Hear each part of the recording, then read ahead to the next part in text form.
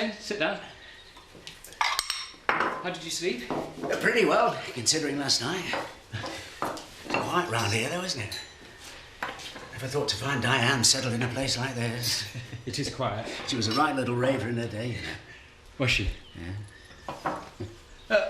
Would you like some coffee? I've made a pot. Or would you prefer tea? No. Coffee's fine, thanks. I like coffee. Thanks for putting me up last night. No, not at all. Least I could do. I can't tell you how chuffed I was to get your letter. Years I've waited for that moment. I haven't thought through the implications for Diane, I must say. Oh, don't worry about Diane. I'll soon sort her out. With any luck, she'll be as nice as ninepence by this morning, once she's got over the shock. I hope so. Well, this is a strange one, isn't it? You're marrying my daughter, and it's as though I'm asking you for a hand. Yes.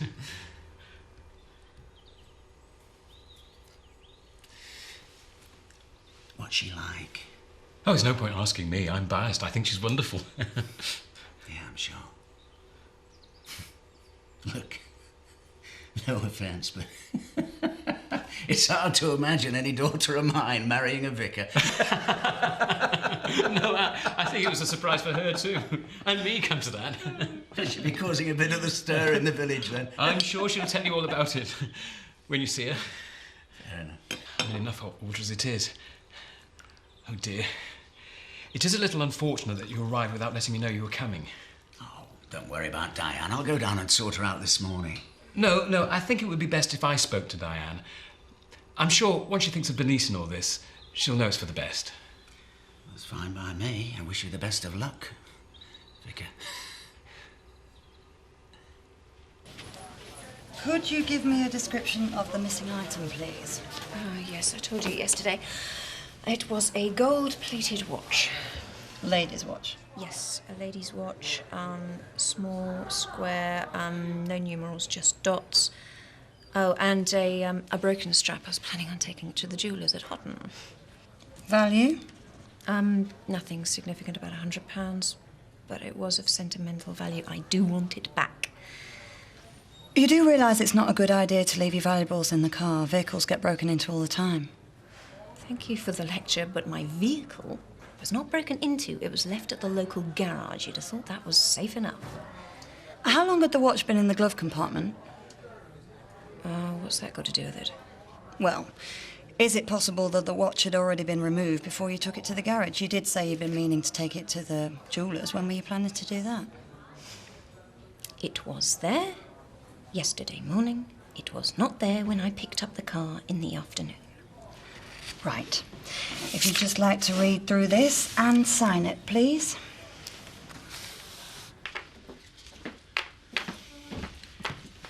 Diane, I'm so pleased to catch you on your own. Morning, Ashley. I just wanted to apologise. Oh, Alan, hello. I just came in for a word with Diane. I'm not at all sure she wants a word with you. I have to admit I'm absolutely astonished by what she's told me. Alan, I'm perfectly capable of telling Ashley myself.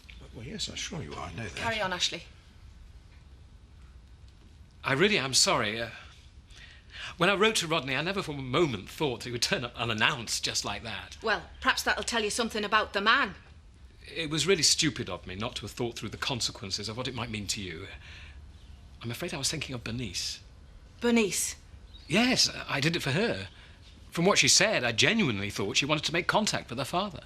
From what she said? What did she say? She's never wanted to see him before. Are you sure about that? Well, if she did, she's never led on to me. Maybe she didn't want to hurt you.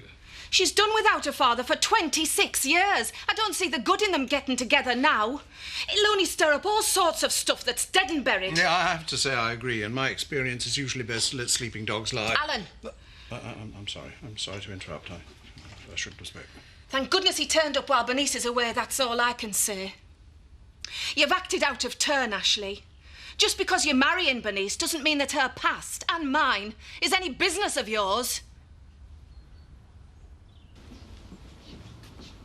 They went out in the pot again this week if all you two do is sit there all day. You'd be asking us to go out and get a job next. You could do a lot worse. It's not a job I'm talking about. When I think of what I used to get up to when I was your age. And what have you two done all year? Nothing. Hey, folk will think we're losing our touch. When was the last time you pulled off a really good stroke? Me? Yeah, you. Though I don't know why I bother talking to you. But you've got an head on your shoulders. Just laziness with you. Hey, I've got a few things in the pipeline. Well, get them out of the pipeline and get some food on the table. It's not right. So let's see some action. Use this.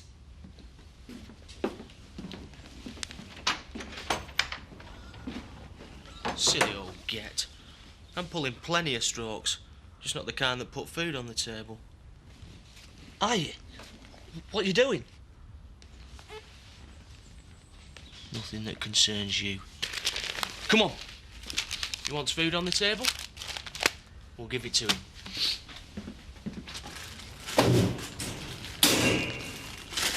Not seriously mean I've got to stay here all day, do you? That's what Zoe said. If you think I'm staying here with an anaesthetised whippet and an hamster, you've got another thing coming. It's for the good of the practice, Paddy. It's difficult dealing with the public when you're going through the mill. Well, if you change your mind, I'll be in the wool pack. Paddy? Daddy, where are you going? He's taking grave offence, and he said he's heading down to the pub. It's getting quite worrying the way he's going on, isn't it? Yeah. Do you think I should go after him, keep an eye on him? No! For heaven's sake, it's the middle of the day, we've got work to do. You know, what can you do? Keep him from making too much of a fool of himself? Look, Paddy's falling apart. It doesn't mean he has to take the practice down with him. I don't want you going anywhere near the wool pack. Do you understand? I don't want the two of you plastered during working hours.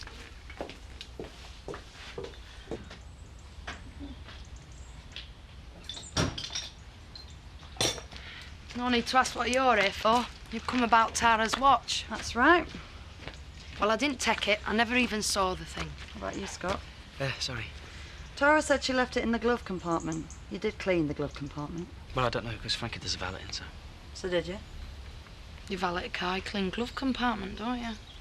Depends how thorough you're being, I suppose. Actually, you're spot on. I didn't clean it. I didn't even open it. I haven't got a clue whether the watch was there or not. So why didn't you tell Tara that? Because I should have cleaned it, I suppose. Certainly would have helped us pinpoint the time the watch went missing. You leave the car unattended at any time? No. Yeah, you did. Well, you were going to have lunch, weren't you? Oh, yeah, that's right. You locked the car? I don't know. Maybe not. It's got an immobiliser, so it wouldn't have mattered. Well, it did matter, Frankie. Look, I didn't take the watch, I swear it. But you left the car unattended, possibly unlocked, over the lunch hour. I can't remember. Could have been. This is all your fault. If you hadn't have said we'd clean the flaming car, none of this would have happened.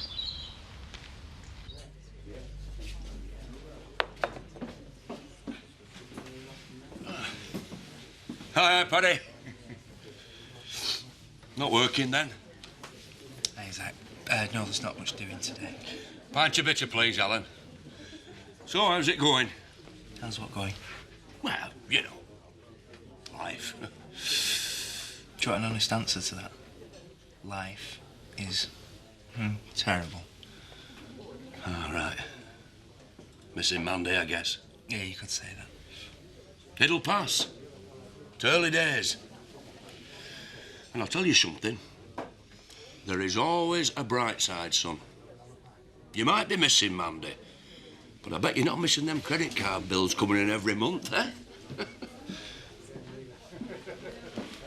I help you? I'm looking for Diane. And you would be? Rodney Blackstock, correct? Ah, yes. I think it would be better if you left. Your arrival has rather upset Diane. I'd still like to see her, if it's all the same to you. I'll deal with this, Alan. Hello, Diane. You still don't take no for an answer, then? I haven't come all this way just to turn tail and run. Could we talk, love? Looks like we're going to have to. Better come round.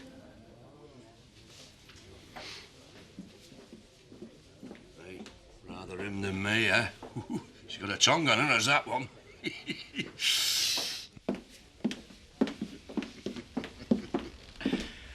You've lost none of your old fire. What are you doing here, Rodney?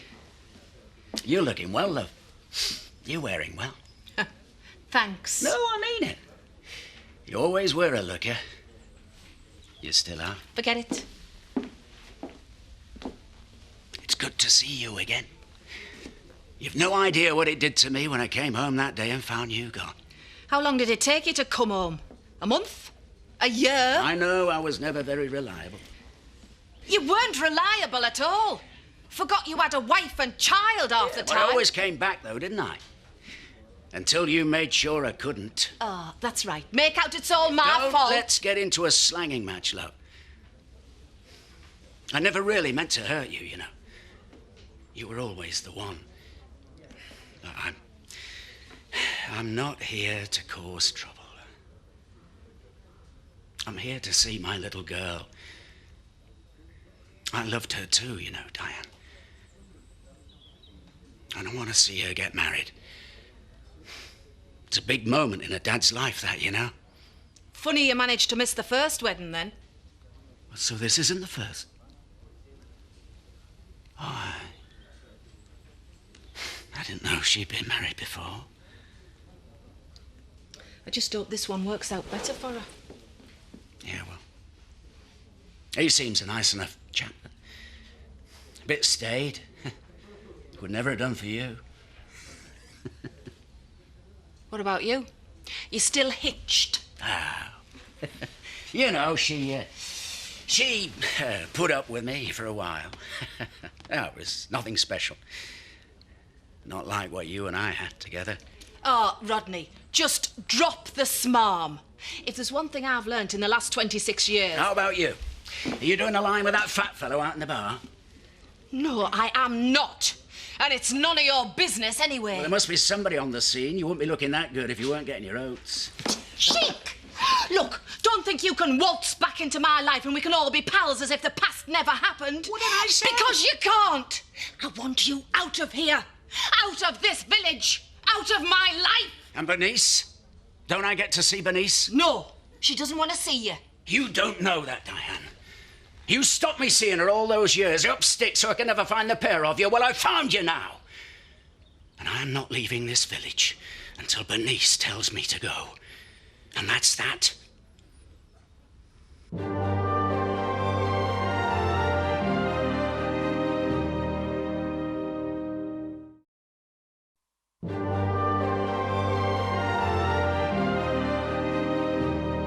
So Paddy down the Woolpack today. How is he? He's taking it bad. I thought he would. He's a sensitive lad. Yeah, I'll tell you what, though. He can put the drink away. I couldn't keep pace with him. That won't do him any good. What kid they all want is it? Oh, sorted. There you go. Food off the table. Blimey. I didn't mean it that literally. Where'd you get all these from? Back at supermarket. What? We don't know what's in them. They've got no labels. There's only one way to find out. I am not cooking something out of a tin. I don't know what it is. I'll cook. I could do corned beef hash. You can try, but I don't see anything that looks like a corned beef tin. Hey, it could be prunes and mash. That'll be a laugh. Hey! You're not staying to help Sam then, Kane? No chance. I've got other fish to fry. And not the sort you eat.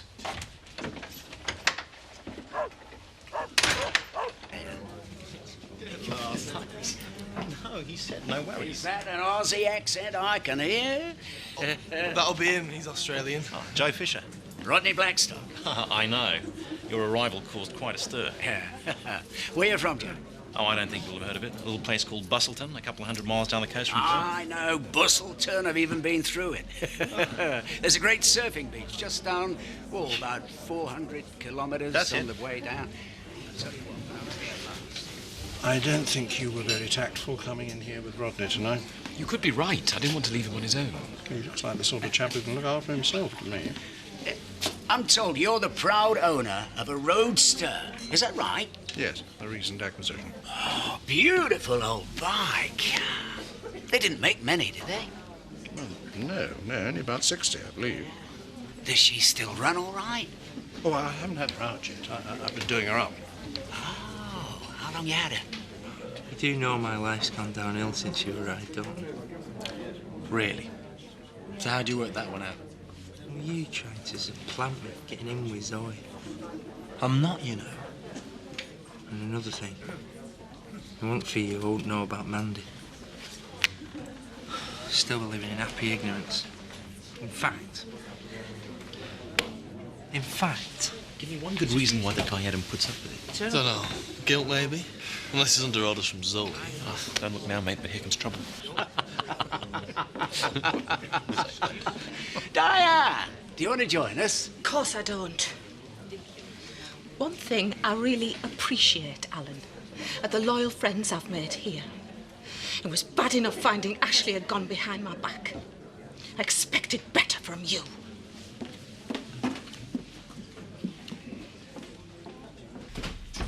Oh. Saw your wife today. Oh, yeah? Yes, I paid a visit to the hot nick. Oh, that must have been an education for you. I went to make an official statement about the theft of my watch. Not that I hold out any hope that your wife's going to do anything about it. Is that what you called me all the way over here to tell me? I thought you might be able to put in a word for me. Well, I can't. Besides, Angie's not personally responsible for investigating every crime in the village, you know. Well, I don't see why not. Make a lot more sense than all this bureaucratic nonsense about going into Hodden to fill in some stupid form. At least she knows who's who round here. Yeah, but she's not responsible for the way the police force is organised either. Well, we do get defensive when the wife is under attack, don't we? How sweet. Look, you asked me to come over with these estimates. Do you want to see them now or don't you? You know, it's a fascinating thing. Whenever you go to report something to the police, somehow or other they always manage to make you feel as though you're the criminal. Does she do that to you at home? No. I thought it might be something they taught them, like that amazing language they speak. It's all vehicles and lines of inquiry. Nobody else talks like that. It's as if they're from another planet. Hey, now. Mustn't let personal feelings get in the way of business, must we? What the heck are you doing here? I suppose you think you can just pick me up and put me down whenever you feel like it. Sorry, Jack, I knew I was only meant to be a bit of fun, but I didn't think I'd be tossed aside this quick. I didn't toss you aside. Oh, well, that's what it felt like. All evening I sat here waiting for you yesterday. Any idea what that's like? I don't suppose it ever occurred to you I might have had a reason. Oh, did you? Well, of course I wouldn't have stood you up without a word of explanation. Well, I can't imagine what it can be. It's one thing not to turn up. It's another thing not to phone and tell me. I've been through a hell of a lot recently, you know. Oh, poor Jack. No one's ever had it half as hard as you have. Well, I'm fed up of your wallowing. I came round here this evening for a bit of TLC. And do I get it? No, all I get is how hard life is for Jack Sugden. Diane, what's wrong? Everything. Oh, love. Come here. I'm sorry. I'm sorry. I thought you just didn't want to be with me. Oh, come on, tell me about it. Come on. Hey.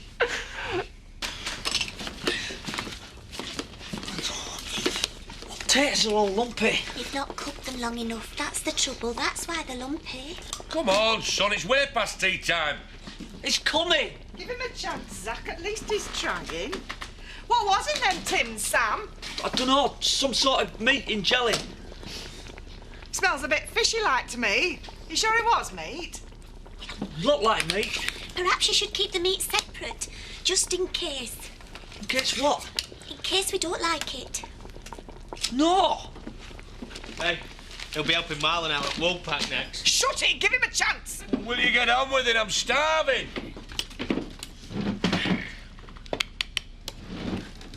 Hey.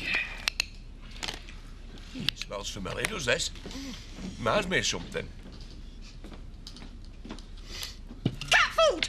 That's what it is! My God, you're right. I knew it smelled funny. Oh, Sam, love, I'm sorry, but we can't eat this. Tastes all right. Don't tell me you're eating it. Don't taste no worse than the stuff we got in prison. I ask him to leave, and next thing, I walk into the pub, and he's in there drinking with my friends. That's what really gets me. It's so typical. He can't go anywhere, do anything, but he takes over. Well, he hasn't taken me over. You haven't met him yet, and that's what really annoys me. Everybody thinks he's so charming and I'm so unreasonable. Don't fall under his spell, Jack, promise me. I won't. Take more than a bit of charm to get round me. He's really got to you, hasn't he? Yes. I just can't bear it. Well, what can't you bear? I don't want him back in our lives. He was so selfish, Jack. He'd go off on one of his exploits, and I'd never know when he was coming back again. Bernice never knew whether she had a father or not. And then he just waltzes back into our lives, and we're all supposed to be pleased to see him. I could murder Ashley. Hey, shh. Oh, I'm glad you're here, Jack. I don't know what I'd do if you weren't. Well, I am here, and I'm not going anywhere. And I'm sorry I was such an idiot about last night.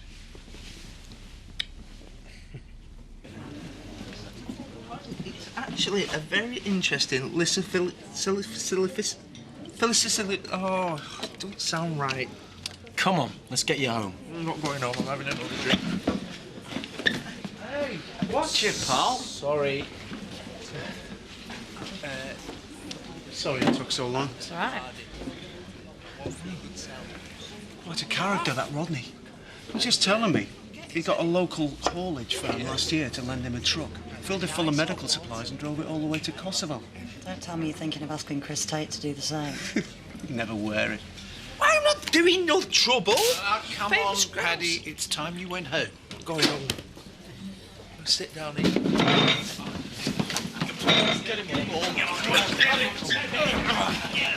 Easy! I hear you're investigating another theft in the village. Don't tell me you're offering to help me with my inquiries. Silly girl to leave a watch in a car like that. Anyone could have come past. Yeah, somebody obviously did. It wasn't you, was it? Well, couldn't tell if it was now, would I? Stop winding me up, Kane. I have got some information, though. Oh, yeah? More a prediction, really. All right, seen it in the stars, have you? No. Much closer to home. That watch is going to turn up in the place you least expect.